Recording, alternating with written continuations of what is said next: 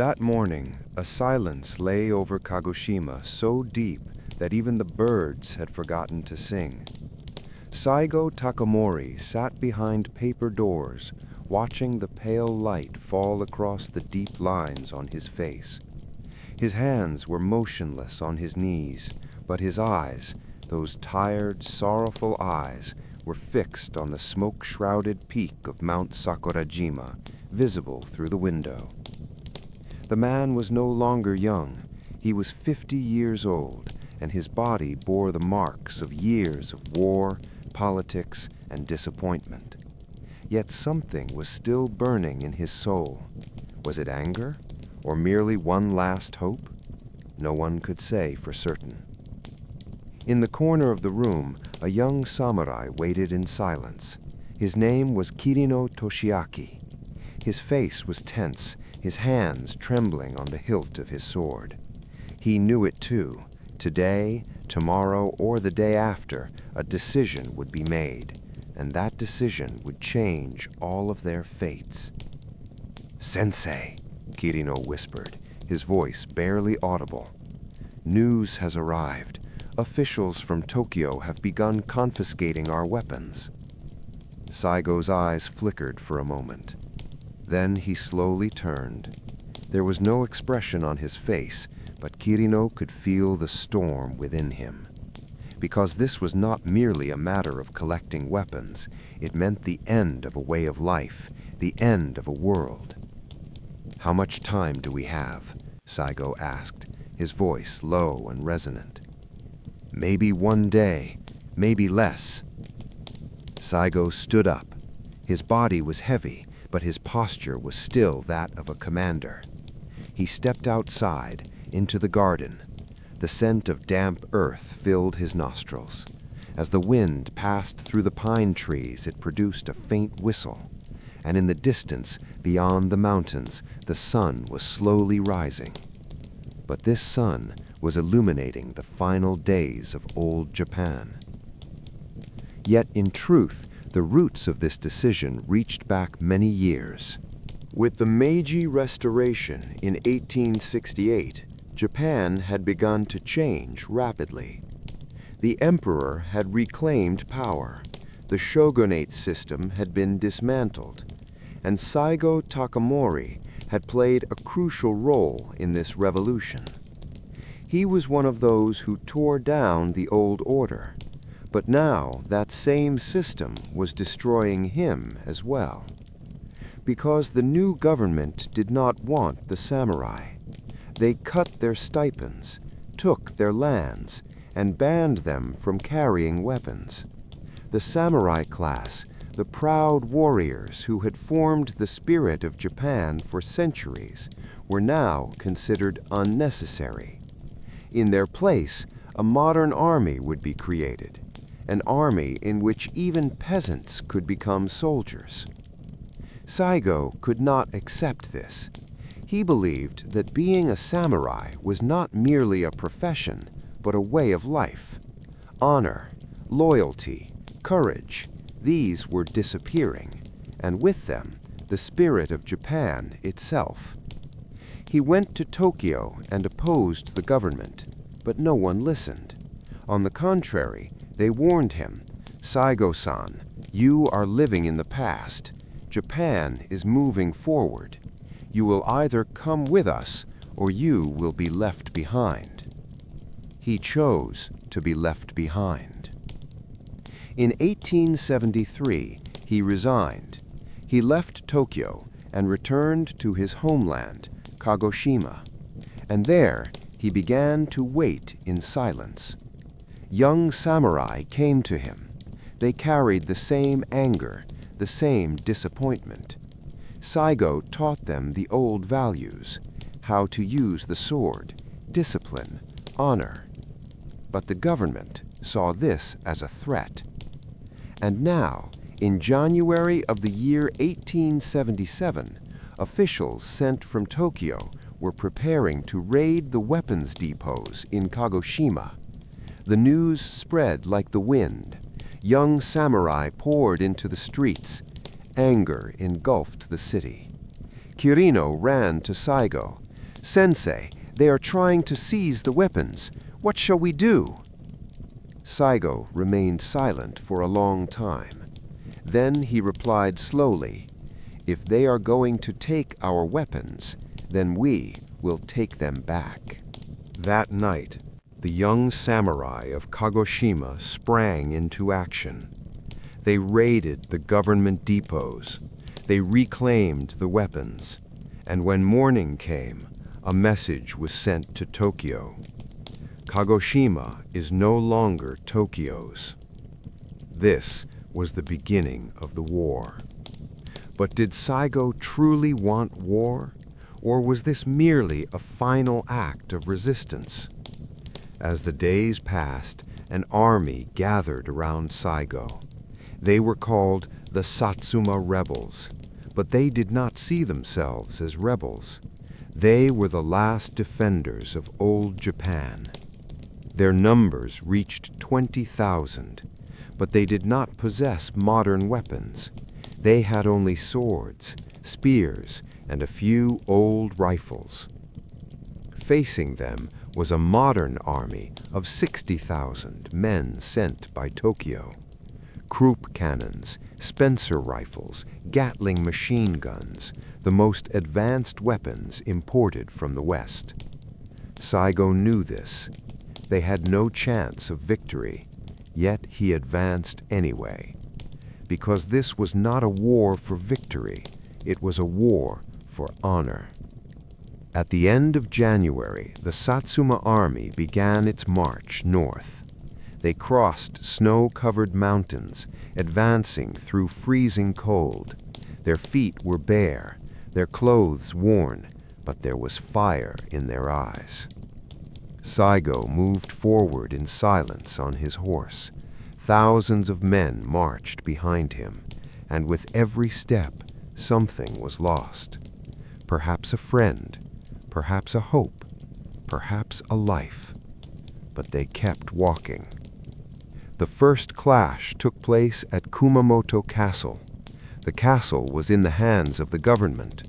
Saigo wanted to take it, but the castle was strong, its walls thick, its defenses powerful, and inside were soldiers equipped with modern weapons. The Satsuma army attacked, with swords, with spears, with bare courage. But facing them were bullets, cannons, death. Days passed, weeks passed. The siege lasted for months, and with each passing day, the Satsuma army grew weaker. Men were killed, wounded, surrendered. But Saigo did not give up, because he was defending not just a castle, but a principle. Imagine that you too were in those trenches, cold, hungry, exhausted, yet still standing, because your comrades were beside you, because your commander, Saigo, was still with you. When April came, reinforcements arrived from Tokyo. The Satsuma army was forced to retreat. Kumamoto Castle fell, but the war did not end. Saigo withdrew into the mountains, to Miyazaki, then to Nobeoka. With every retreat, he suffered more losses, but he never surrendered, because he was the last samurai, and samurai did not surrender. When summer came, the Satsuma army was no longer even an army. Only a few hundred men remained, wounded, exhausted, hopeless, yet they were still following Saigo. In September, Saigo returned once again to Kagoshima, to his homeland, to his home. But the city was no longer the same. Government forces had surrounded it. There was no escape. Saigo withdrew to Shiroyama Hill, and there he established the final line of defense. There were only 500 men around him. Facing them were 30,000 government soldiers. Everyone knew this was the end. But what was on Saigo's mind? fear, regret, or simply a sense of relief? On the night of September 24th, there was silence on Shiroyama Hill. Fires were burning, but no one was speaking. Everyone was waiting for the morning. Saigo was sitting beneath a tree. In his hand was a bottle of sake, but he was not drinking it. He was simply holding it. Kirino came to his side. "Sensei, when morning comes, what will happen?" Saigo smiled for the first time in a long while. "When morning comes, Kirino, we will be free." And morning came. But the real question was this: did Saigo truly lose, or did he gain something? Before dawn had yet broken, the sound of cannons began to echo from afar. The noise shook the hills. Birds took flight from the trees, and the 500 men on Shiroyama Hill checked their weapons one last time. Saigo stood up. His body ached. An old wound in his leg, taken years ago, had troubled him for a long time. But now it no longer mattered, because in a few hours this body would already be on the ground. He looked around. He saw young faces, weary eyes, trembling hands. Most of these men were barely in their 20s. They had families, dreams, futures that could have been, but they were here, for Saigo, for Japan, for samurai honor. "Listen to me," Saigo said, his voice strong yet calm. "Today, some of us will die, perhaps all of us, but we will not fear death because we are dying for something we believe is right, and that is more valuable than any victory." The men listened in silence. Some were crying, some were smiling. Then Saigo added, "If anyone survives today, tell the world, we were not rebels. We were people trying to protect the spirit of Japan." As the sun began to rise, the government forces launched their attack. First, the cannons fired. A rain of shells covered the hill. Trees were torn down, the earth shattered, men were thrown through the air. But the Satsuma samurai did not retreat. They remained in their trenches, they gripped their swords, and they began to wait. Then the infantry arrived. Thousands of soldiers climbed toward the hill. Rifles fired, bayonets gleamed, and the Satsuma samurai launched their final charge. Imagine yourself in the midst of that chaos, explosions, screams, death all around you. Yet you are running, your sword in your hand, because there is no turning back now. Kirino was beside Saigo. They fought together. They fell together. Around them, men were dropping to the ground one by one, but they kept moving forward. Saigo came face to face with a government soldier. The man aimed his rifle at him. The trigger was pulled, but Saigo was faster. His sword flashed through the air like lightning, and the man fell to the ground. But in the next second, a bullet struck Saigo in the shoulder. He staggered backward. Blood soaked his clothes. Kirino ran to him. "Sensei!" Saigo raised his hand. "It's all right. Go on." But he could go no further, because another bullet struck him in the abdomen, and Saigo collapsed to the ground. Kirino embraced him. Tears streamed down his cheeks. "Sensei, no! Don't leave us!" But Saigo smiled, a weak, weary, yet peaceful smile. "Kirino, I have already lived a long life. But you are still young. Run from here. Live." Kirino shook his head from side to side. "No, I will stay with you until the end." Saigo looked at him, and he knew this young man would never abandon him. But at that moment, what was passing through Saigo's mind? His life? His past? Or his future? Perhaps he was thinking of the old days, those bright days in Tokyo, the victory of the Meiji Restoration, his meetings with the emperor, and then how everything had changed. Perhaps he remembered the final words he had spoken when leaving Tokyo. If Japan loses its soul, it will become nothing more than a machine. And now that machine was destroying him. But Saigo felt no regret, because he had lived his life for a principle, and now he was dying for that same principle. The battle continued around them, but Saigo could no longer hear it. His eyes were closing, his breathing was slowing, and with one final effort, he whispered to Kirino, "Kill me." Kirino froze. "What?" Saigo opened his eyes. "A samurai does not fall into the enemy's hands. You complete my duty." Kirino was trembling, but he knew this was the samurai tradition, seppuku, an honorable death, and if a man could not perform it himself, his closest companion would deliver the final blow. Kirino drew his sword. Tears were still flowing, but his hands were steady. "Sensei, it was an honor to serve you." And the sword swung through the air. In that moment, time stopped.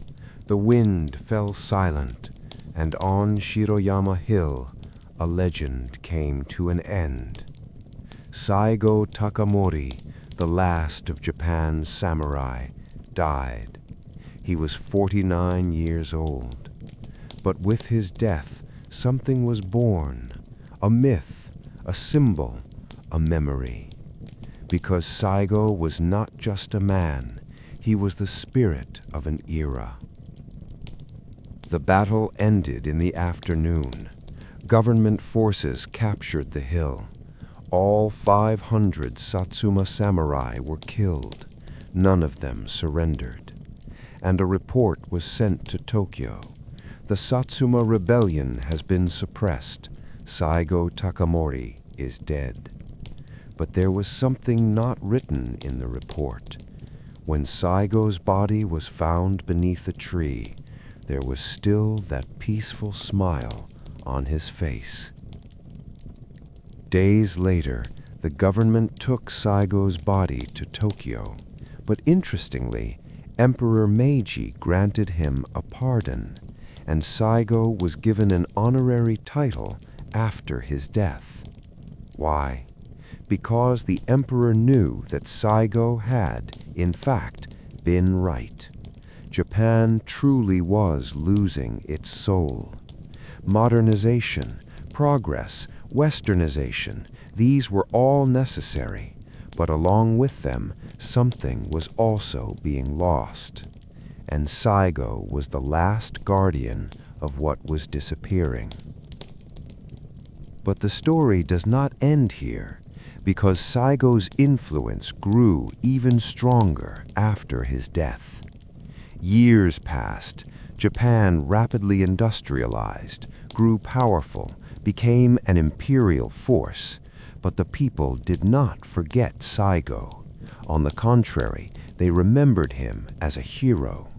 Statues were erected, stories were written, songs were sung, and each new generation listened to the story of Saigo. Because Saigo was not merely a rebel, he was an idealist, a man who fought knowing he would lose, who resisted a world he believed was wrong, and such people are never forgotten. In September of 1877, those 500 men who died on Shiroyama Hill left a message to history. We did not fight to win, we fought to prove that we were right. And perhaps that was the greatest victory of all. 4 months before that final battle on Shiroyama Hill, spring had just awakened in Kagoshima. Saigo Takamori was sitting alone in his garden. In his hand was a brush, in front of him a sheet of paper. He was writing with Chinese ink, old style, slow and meticulous. But that morning his hand was trembling, because what he was writing was a letter, and this letter might well be his last. To Tokyo, he had begun, to the presence of Emperor Meiji. But he could not finish the sentence, because he did not know what to write. Should I ask for your pardon, or should I accuse you? He murmured to himself. A young man entered through the garden gate. His name was Beppu Shinsuke. His face was tense, his breath short. "Sensei, there is news. A telegram from Tokyo. The government is sending troops to Kagoshima. A large army." Saigo slowly set the brush down. The ink spread across the paper in small pools. How large? Thousands, perhaps tens of thousands. A long silence followed. Even the birds seemed to have stopped singing. Saigo looked up at the sky. The clouds were moving slowly, and among those clouds it was as if he saw something, perhaps his past, perhaps his future. "Beppu," he said at last, "if I enter this war, will you come with me?" Beppu answered without hesitation, "To the end, Sensei." And Saigo knew it was not only Beppu. Thousands of young samurai would give the same answer. But was this right? That night, Saigo could not sleep, because one question echoed in his mind. Am I leading these young men to their deaths? He got up and went outside. The night was silent. The moon shone in the sky, and in the distance a faint plume of smoke rose from the peak of Mount Sakurajima. Saigo looked at the volcano. He was just like it. Something was boiling inside him, anger, pain, or simply exhaustion. He remembered his childhood. He had been born in a small village, the child of a poor family. But he had learned one thing from his father. A samurai stands by his word, even if it costs him his life. And Saigo had followed that rule throughout his life. During the Meiji Restoration, he had fought against the shogunate because he had given his word to the emperor. Later, he had supported the plan to invade Korea because he believed Japan needed to grow stronger. But the government had not listened to him. On the contrary, it had begun to destroy the samurai, and Saigo could not remain silent. But was Saigo truly clinging only to the past, or was he truly right? The next morning, Saigo called a meeting. All the samurai leaders in Kagoshima were summoned. The room was filled with people. Everyone was waiting anxiously to hear what Saigo would say. Saigo stepped forward. His face was serious, his voice heavy. "My friends," he said, "you all know this. Tokyo is trying to destroy us. They are taking our weapons, stripping us of our rights, trampling our honor, and now they are sending an army against us." Everyone in the room listened in silence. "The question is this: what shall we do? Will we surrender, or will we resist?" One man stood up. "Sensei, if we resist, There will be war, and we will lose, because their army is stronger." Saigo nodded. "You are right. We will probably lose." Another man asked, "Then why should we fight?" Saigo looked at him. There was fire in his eyes. "Because some things are more important than winning. Honor, loyalty, the ability to stand for something you believe is right, these are more valuable than any victory." The room fell into a deep silence, and then, one by one, the men began to stand. "We are with you, Sensei," they said. Saigo knew there was no turning back now. And so, at the end of January 1877, the Satsuma Army was formed. In the early days, there were only a few hundred men, but as the news spread, samurai began to arrive from everywhere. Young and old, rich and poor, they all shared the same purpose: to protect old Japan. Saigo organized them. He divided them into groups, appointed leaders, arranged training. But there was a problem: weapons. Modern rifles, cannons, ammunition, these were lacking. They had only old swords, spears, and a few rifles. Kirino asked anxiously, "Sensei, how will we fight? They have modern weapons." Saigo replied calmly, "Kirino, a war is not won by weapons alone. Spirit, belief, discipline, these matter too, and in these we are superior to them." But deep down, Saigo also knew this would not be enough. At the beginning of February, the Satsuma Army began its march north. They numbered 20,000 men. Their target, Kumamoto Castle. The journey was harsh. The winter cold pierced to the bone. Snow reached up to their knees. Some men froze to death. Others collapsed from exhaustion. But none turned back, because Saigo was walking at their head, without complaining, without stopping, and as the men looked at him, they found strength. Along the way, they passed through villages. The villagers gave them food, gave them water, prayed for them. "May God be with you," they said. "Save Japan." But when Saigo heard these words, his heart tightened, because he knew they themselves would not be saved, but perhaps they could save the spirit of Japan. One night, they were sitting in the camp. Fires were burning. The men were eating quietly. Saigo was sitting beneath a tree, looking up at the stars. Beppu came to him. "Sensei, may I ask you something?" "Ask." If we truly lose, what will be the meaning of this war?" Saigo remained silent for a long time. Then he smiled. "Beppu, a war is not only in its outcome, it is in the process. We know what we are fighting for, and that is enough." Beppu nodded, but Saigo could see that he still did not understand. "One day you will," Saigo said. "I only hope that day will not come too late."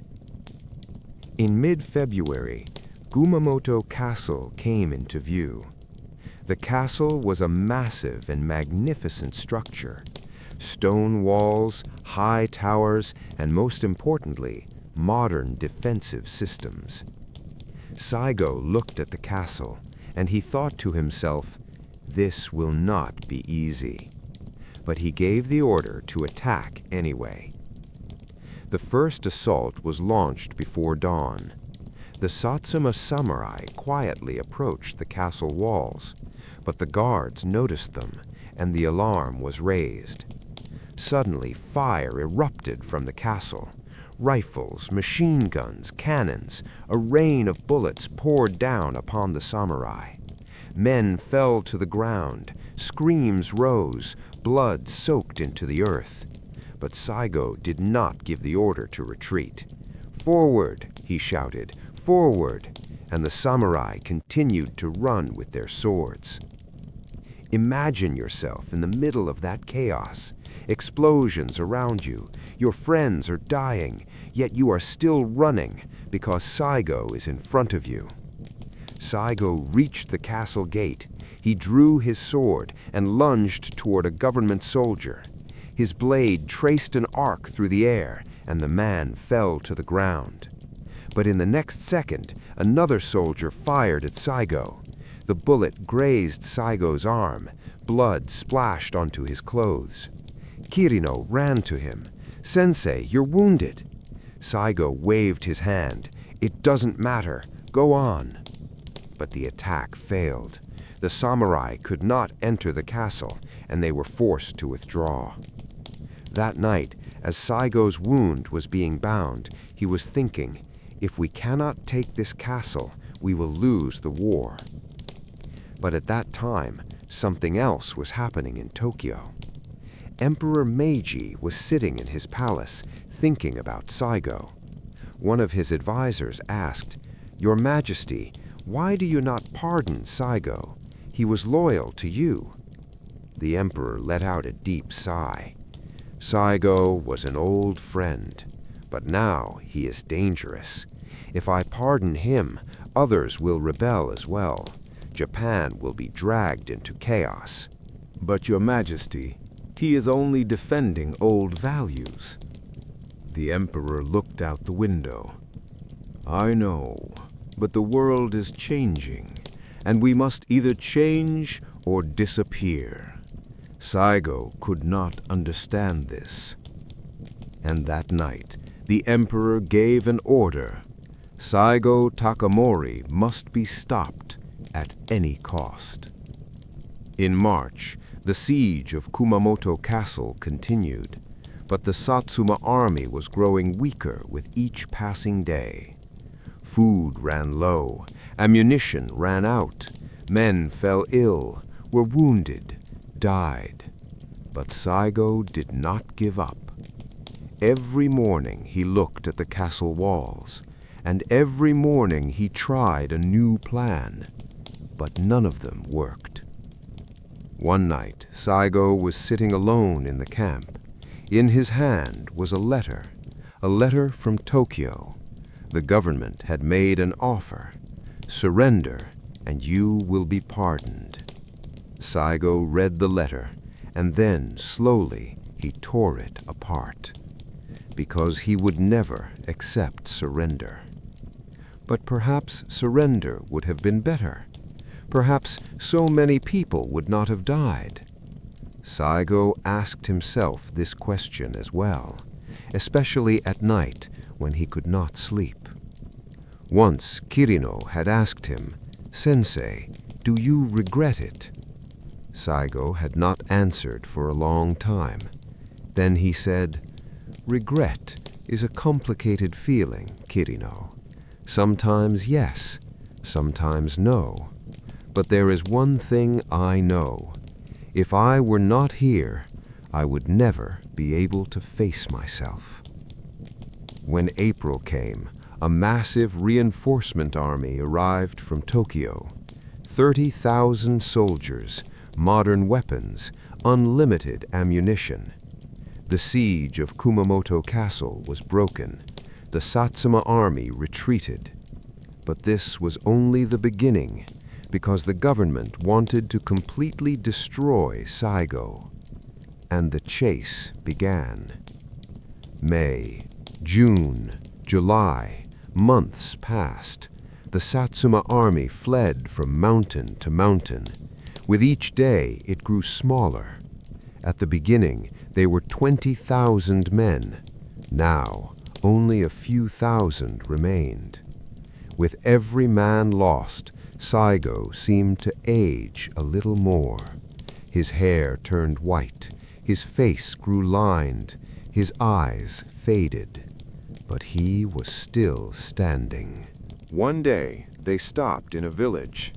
The villagers gave them food. and an old woman approached Saigo. "Sensei," she said, "why are you still fighting? Don't you see that you have lost?" Saigo looked at the woman and smiled.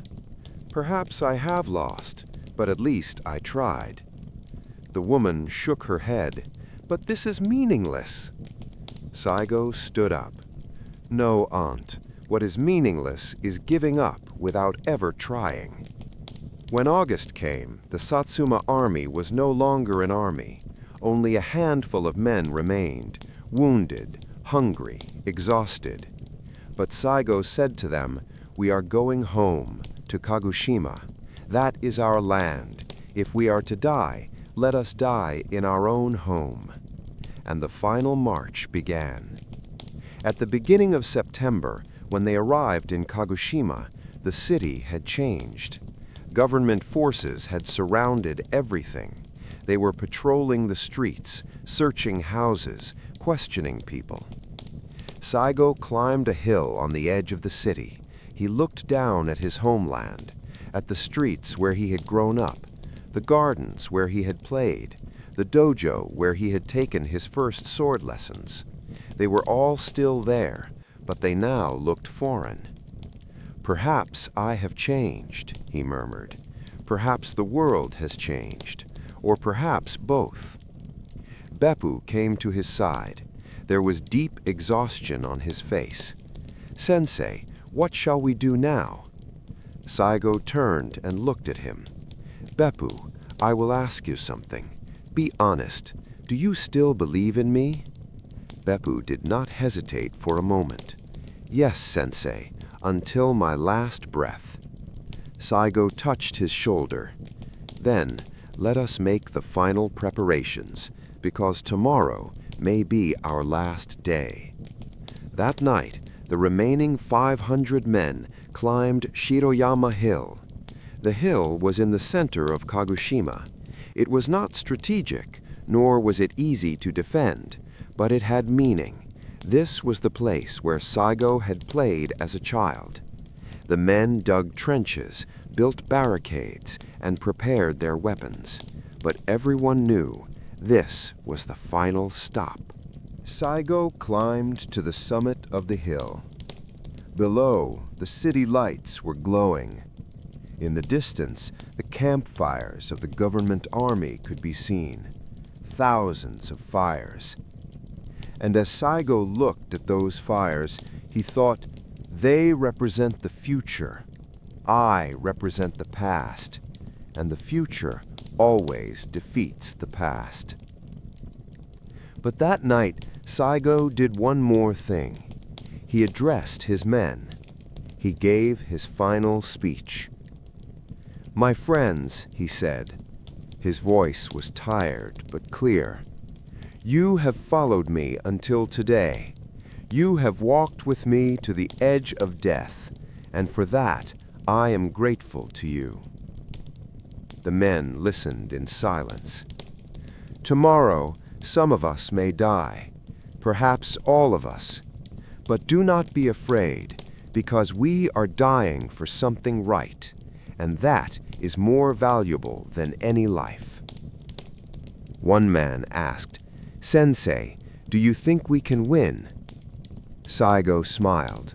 "No, but winning is not everything. Sometimes losing is also a victory." As the night went on, the men fell asleep one by one. But Saigo did not sleep, because there was much on his mind. He thought about his past, his days in Tokyo, the meetings he had held with the emperor, the victory of the Meiji Restoration, and then how everything had changed. Once he had been one of the most powerful men. Now he was the most wanted rebel. Life is strange, he thought. One day a hero, the next a traitor. When morning came, there was a silence on Shiroyama Hill. The men were making their final preparations. They were checking their weapons, sharpening their swords, saying prayers. Saigo looked at them. He saw young faces, uncertain eyes, trembling hands, and his heart ached. These young men have not even lived yet, and now they will die because of me. But then he gathered himself. No, I did not force them. They came of their own will, and that was their choice. It was 9 in the morning when the sound of cannons began to come from afar. The noise shook the hills, birds took flight, and the 500 men on Shiroyama Hill gripped their weapons for the last time. Saigo stepped forward. He raised his sword and shouted, "Samurai, today we die, but we die with honor, and honor never dies." The men shouted in unison, "Banzai! Banzai!" And the battle began. When the cannons fired, the world shook. Shells tore through the air, then struck the hill. Earth burst upward, trees shattered, stones flew, and Shiroyama Hill instantly turned into hell. Saigo crouched behind a trench. Around him men were running, shouting, bleeding. But he looked calm, as if all of this belonged to another world. "Sensei," Kirino slid next to him. His face was covered in ash. His hand was trembling. "They won't stop. What do we do?" Saigo looked at him. There was a strange peace in his eyes. "Kirino, are you afraid of dying today?" Kirino froze for a moment. Then he shook his head. "No, Sensei, not of dying with you." Saigo smiled. "Then there is nothing to fear." The bombardment lasted 2 hours. When it stopped, Shiroyama Hill was unrecognizable. Trees had fallen, trenches had collapsed, barricades had been destroyed, and on the ground lay dozens of men, some dead, some wounded, some simply in shock. Saigo stood up. His body ached, his ears rang, but he was still standing.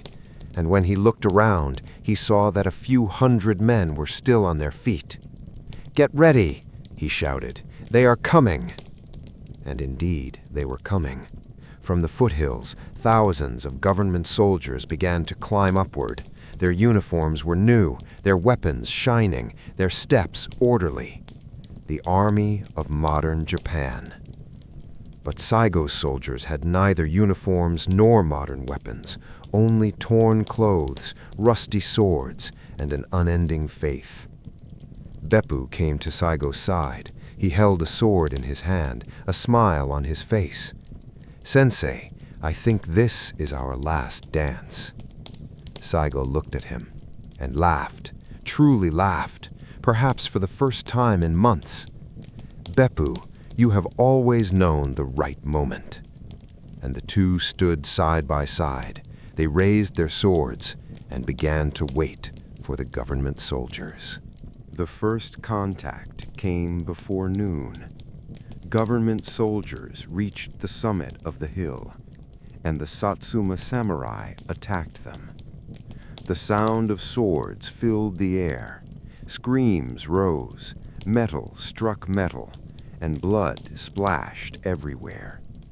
Saigo came face to face with a soldier. The man aimed his rifle at him. The trigger was pulled, but Saigo was faster. He leapt aside, swung his sword, and the man fell to the ground. But immediately another soldier came, then another, and another. Saigo defended without stopping. His sword spun like the wind, but he was beginning to tire. His breath was failing. His arms were growing heavy. Imagine that moment, being there, chaos all around you. Your friends are dying, but you are still swinging your sword, because there is no other choice. Kirino was to Saigo's left. He was fighting too. He was bleeding too, but he did not give up. "Sensei," he shouted, "they're coming from the right." Saigo turned, and he saw dozens of soldiers were attacking from the side. The defensive line was collapsing. "Fall back," Saigo ordered, "to the summit." But at that moment, a grenade fell at Saigo's feet. The explosion hurled him meters backward. He slammed into the ground. His ears were ringing, his vision was blurred, and in that instant he knew his end was coming. When Beppu found him, Saigo was lying at the base of a tree. Blood was seeping from his shoulder. His leg was bent at a strange angle. "Sensei!" Beppu knelt beside him. "Hold on, I'll get you out of here." But Saigo shook his head.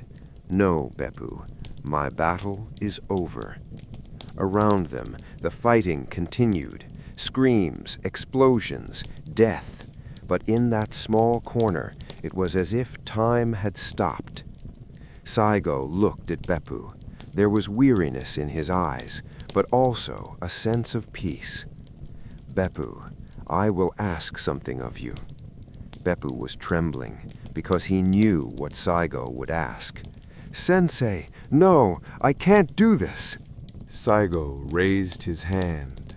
He touched Beppu's shoulder. "Beppu, you are the man I trust most, and this is your final duty. Save me from being captured by the enemy." Tears streamed down Beppu's cheeks. "Sensei, please." There was a long silence. Then Beppu slowly stood up. He drew his sword. His hands were shaking, but his eyes were steady. Saigo closed his eyes. He took a deep breath, and in his mind he reviewed his memories one last time. He saw his childhood, the day his father gave him his first sword. A samurai uses his sword with honor, his father had said. He saw his youth, his first days in Tokyo, the moment he met the emperor. "You are the future of Japan, Saigo," the emperor had said. He saw his maturity, the Meiji Restoration, the victories, the losses, the disappointments. And now he saw his end. Saigo said, his eyes still closed, "I am not afraid, because I lived my life rightly." Beppu raised his sword. Tears were still falling. "Sensei, serving you was the greatest honor of my life." Saigo smiled. "And you were my most loyal friend." The sword spun through the air, and Saigo Takamori, Japan's last great samurai, bid farewell to life. At that moment, a strange silence fell over Shiroyama Hill. It was as if even nature paused for an instant. The wind stopped, the birds fell silent, and time froze. Beppu dropped to his knees. His sword slipped from his hand, and he screamed, a scream so powerful that the entire hill heard it. The samurai around him understood what had happened, and one by one they too fell to their knees, because their leader, their teacher, their hope was gone. But the war was not over, because the remaining samurai swore to avenge Saigo. Beppu picked up his sword again. There were no more tears in his eyes, only anger remained, cold, determined anger. "Brothers," Sensei shouted, "Sensei is dead, but his spirit is still with us. Now let us give him a farewell worthy of him. Kill them all." And the remaining 200 samurai charged one last time. This attack went down in history as the last banzai. 200 men ran against thousands of soldiers, with swords, with spears, with bare hands. Most were killed in the first minutes. Some held on for a few minutes longer, but in the end, all of them fell. Beppu was one of the last men to fall. A bullet struck his heart. He collapsed to the ground, and as he took his final breath, he whispered, "Sensei, I'm coming." By 3 o'clock in the afternoon, no one remained on Shiroyama Hill. Only bodies, hundreds, thousands of bodies. The government soldiers captured the hill. Their commander ordered them to search for Saigo's body, and it was found, lying peacefully beneath a tree. There was a faint smile on his face. The commander looked at the body and thought to himself, was this man a hero or a traitor? But he did not know the answer. When the news reached Tokyo, Emperor Meiji remained silent. He spoke nothing for a long time. Then he said to his advisors, "Saigo was an old friend, and now he is gone." One advisor asked, "Your Majesty, what should we do with his body?" The emperor looked out the window. "Treat him with respect, because he once saved Japan, and now Japan has killed him." Days later, Saigo's body was brought to Kagoshima. His family buried him. His grave was a simple stone. On it, only his name was written, Saigo Takamori. But this simple grave became a place of pilgrimage over time. Every year, thousands of people came to visit. They left flowers, prayed, and paid their respects. Because Saigo was no longer just a man. He was a symbol. But what exactly did this symbol represent? Some saw him as a hero. They said, he protected the spirit of Japan. He reminded us of the values we lost in the name of modernization. Others saw him as a rebel. They said, he stood in the way of progress. He lived in the past and led the young to their deaths. But perhaps both were right.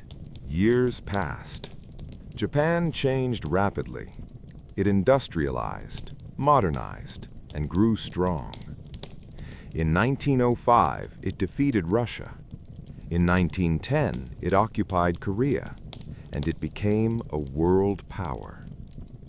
But in the process, something was also lost. Samurai culture nearly disappeared completely.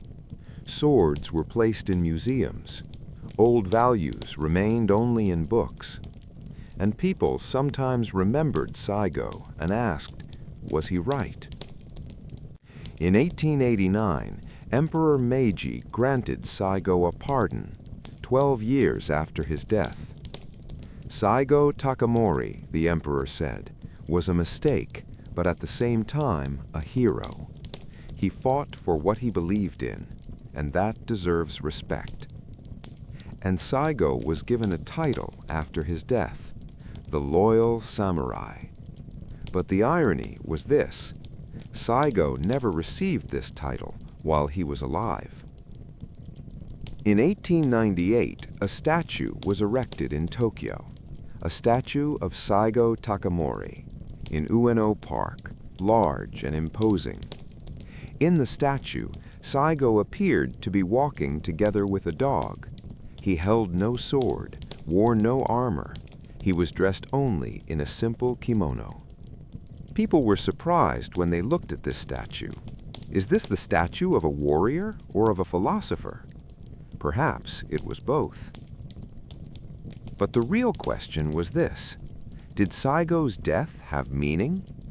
Some said, no, he died in vain. He changed nothing. But others said yes. He reminded us of something. Some things are more important than winning. In the 1920s, a Japanese writer wrote a book about Saigo. It was called The Last Samurai. In the book, it said, Saigo Takamori did not fight to win. He fought for what he believed was right, and he lost. but in losing, he gained something, a place in history. The book became a bestseller, and Saigo's story was retold throughout Japan. In 1945, when World War II ended, Japan was in ruins. Atomic bombs had been dropped on Hiroshima and Nagasaki. The emperor had surrendered. And in those days, some Japanese remembered Saigo. Perhaps, they said, Saigo was right. Perhaps modernization led us to this point. But others said no. Saigo's path would also have led to war, just earlier. In the 1960s, an American writer came to Japan. He researched Saigo, and he wrote, "Saigo Takamori was Japan's Don Quixote. He fought against windmills, and he lost. But his story still affects people, because he shows us something. Idealism does not always win, but it is always remembered." In the 2000s, a Japanese film director made a film about Saigo. It was called The Last Samurai. Note, this is different from the Tom Cruise film. It is a real Japanese production. In the film, Saigo's life was dramatized.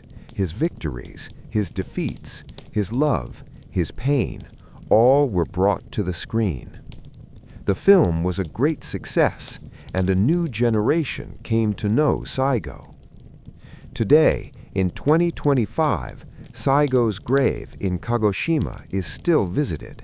Every year, thousands of people come: students, historians, tourists, those who pay their respects. And in front of the grave, there are still fresh flowers. Because Saigo did not die, he only disappeared physically, but his spirit is still alive. On Shiroyama Hill, there is a monument. It is called the Last Battle Monument. On the monument, the names of 500 samurai are written, and beneath them an inscription: "They lost, but they never surrendered." Every year on September 24th, an anniversary ceremony is held. Sword demonstrations, traditional music, prayers, and people climb that hill and think, if I were in Saigo's place, what would I have done? But perhaps the most important question is this: what is Saigo's legacy? Some say his legacy is resistance. He taught us to stand against injustice. Some say his legacy is tragedy. He showed us the cost of idealism. But perhaps the most accurate answer is this: his legacy is a question that each generation must answer for itself. What is worth dying for? And Saigo gave his own answer to that question. I chose to die for honor. Today, some find this answer meaningful. Others find it unnecessary. But everyone agrees on this: Saigo Takamori was not an ordinary man. He was a legend, and legends never die.